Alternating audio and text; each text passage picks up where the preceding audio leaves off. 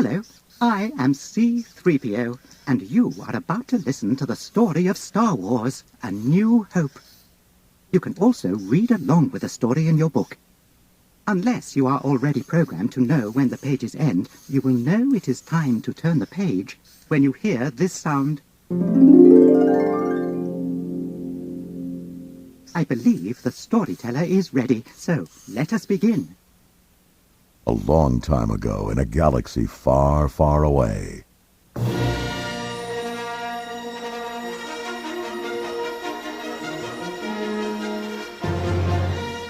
there was a period of civil war. Rebel spaceships fighting for freedom had won their first victory against the evil Galactic Empire. During the battle, Rebel spies managed to steal secret design plans to the Empire's ultimate weapon, the Death Star, an armored space station with enough power to destroy an entire planet. Pursued by the Empire's agents, Princess Leia of Alderaan raced home aboard her Rebel starship, carrying the plans that could save her people.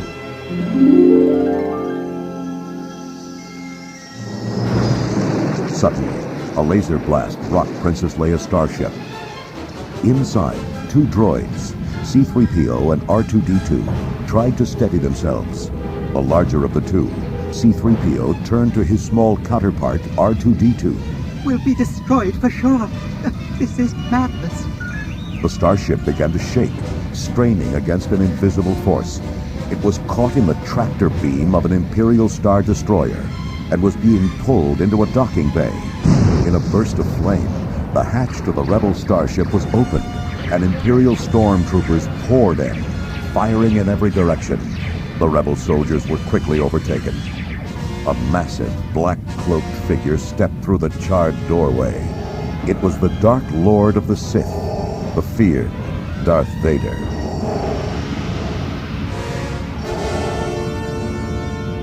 In another part of the ship, C-3PO was looking for R2-D2, whom he'd lost during the attack. Following the familiar sound of his friend, C-3PO came across a beautiful woman kneeling in front of the little droid. She turned and quickly slipped into the shadows. There you are. Where have you been? Mission? What mission? C-3PO followed the little droid as he entered an escape pod. I'm going to regret this. The pod burst from the ship and headed for Tatooine, the planet below. Within moments, Princess Leia was captured and brought before the Dark Lord. Darth Vader, only you could be so bold. Don't act so surprised, Your Highness. You weren't on any mercy mission this time. Several transmissions were beamed to this ship by Rebel spies. I want to know what happened to the plans they sent you. I'm a member of the Imperial Senate on a diplomatic mission to Alderaan. You are a part of the Rebel Alliance and a traitor. Take her away. On the desert planet of Tatooine, C-3PO and R2-D2's escape pod had landed. No sooner had they disembarked than they were captured by the Jawas, a group of little hooded creatures. We're doomed. Do you think they'll melt us down? Scavengers by nature, the Jawas claimed the droids as their own and sold them to Owen Lars, a moisture farmer and guardian of Luke Skywalker. Luke, take these two over to the garage, will you? I want you to have both of these cleaned up before dinner.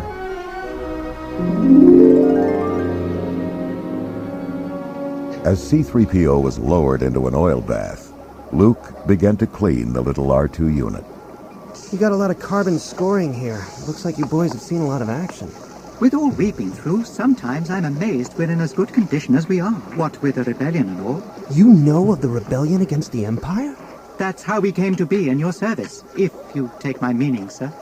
Excited by this link to the rebellion, Luke turned back to R2-D2 and discovered an object in his head rotation joint. Well, my little friend, you've got something jammed in here real good. Were you on a Star Cruiser or a... There was a flash of light, and suddenly, R2-D2 began projecting a holographic image of Princess Leia into the center of the room. Help me, Obi-Wan Kenobi. You're my only hope.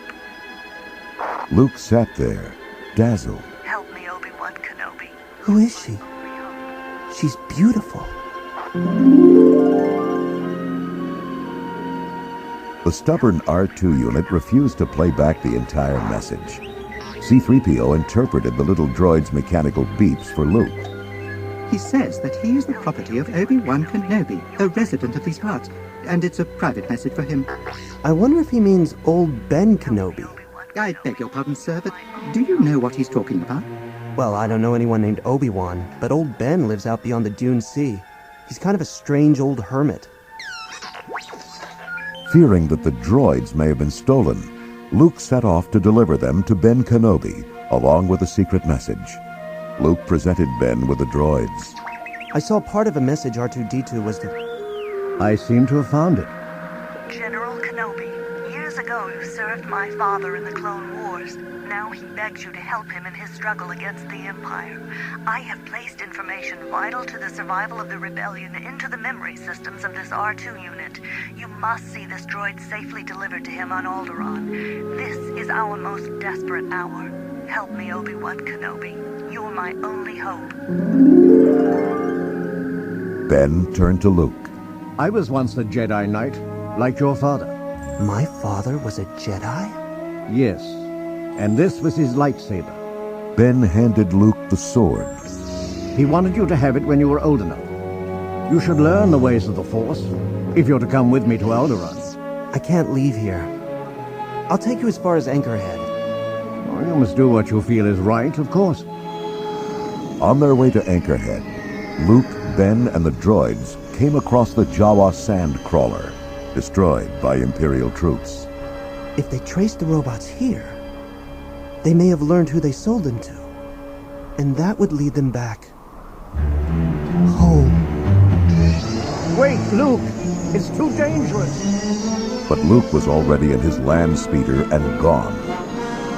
When he arrived at the farm, he was devastated to find all that he had ever known destroyed and smoldering. Sadly, he returned to Ben. I want to come with you to Alderaan. There's nothing here for me now. I want to learn the ways of the Force and become a Jedi like my father. Though their destination was clear, they still needed a ship and a pilot to take them there. The best place to find a pilot was the Mos Eisley Cantina, home to a strange assortment of creatures from throughout the galaxy. Ben took Luke around and made some introductions. Chewbacca here. He's first mate on a ship that might suit us. The tall Wookiee led them to a table off in the corner, where they met a rough-looking star pilot. Han Solo, I'm the captain of the Millennium Falcon. You guys got yourself a ship. We'll leave as soon as you're ready, docking bay 94. While Luke and Ben set off to sell the land speeder for some extra money, Han returned to his ship, only to be met by the hideous gangster Jabba the Hutt. The vicious Hutt demanded the money that Han owed him. The captain tried to gain some time. I got a nice easy charter now. Pay you back plus a little extra. Jabba agreed, but he made it clear that if Han failed again, he would put such a high price on his head that he wouldn't be able to go anywhere without an army of bounty hunters waiting to collect it.